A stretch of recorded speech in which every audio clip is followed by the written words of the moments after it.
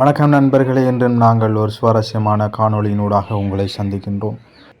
இந்த காணொளியில் நாங்கள் எங்கே பயணித்துக் கொண்டிருக்கின்றோம் என்று பார்த்தீர்களானால், ஐக்கிய அரபு ராச்சியத்தில் துபாய் நகருக்கு தான் நாங்கள் இப்பொழுது பயணித்துக் கொண்டிருக்கின்றோம். துபாய் நகரில் தங்கங்கள் கொட்டி கிடக்கும். கிலோ கணக்கில், டன் கணக்கில் நீங்கள் தங்கம் வாங்குவதாய் நீங்கள் எங்கே செல்ல வேண்டும்? நீங்கள் செல்ல வேண்டிய அந்த இடம்தான் துபாய் நகரில் உள்ள டியாரா அல்ரேஸ். அந்த இடத்திற்கு நீங்கள் செல்வீர்களானால் அதிகளவான தங்கங்களை நீங்கள் கொள்வனவு செய்யக்கூடியதாக இருக்கும்.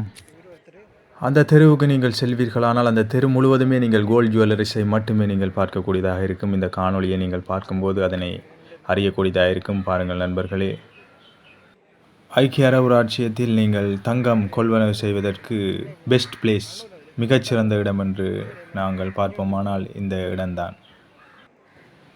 நண்பர்களே, இந்த காணொளியை நீங்கள் தொடர்ந்து பார்த்து கொண்டிருக்கும் போது அவதானிக்கக்கூடியதாக இருக்கும். நமது நாட்டில் ஊர்களில் உள்ள ஜுவல்லரிஸில் நீங்கள் பார்ப்பீர்களானால் சிறிய அளவிலான செயினைத்தான் அவர்கள் அந்த காட்சிப்படுத்தி வைத்திருப்பார்கள்.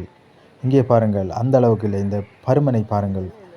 இந்த ஆபரணத்தின் பருமனை பார்த்தீர்களானால் பல கிலோக்களை கொண்டதாகத்தான் இந்த ஆபரணங்கள் காணப்படுகின்றது. பாருங்கள், பெரிய அரசர்கள், மகாராணிகள் அணியக்கூடிய அந்த அளவில் தான் இந்த ஆபரணங்கள் அமைக்கப்பட்டுள்ளது.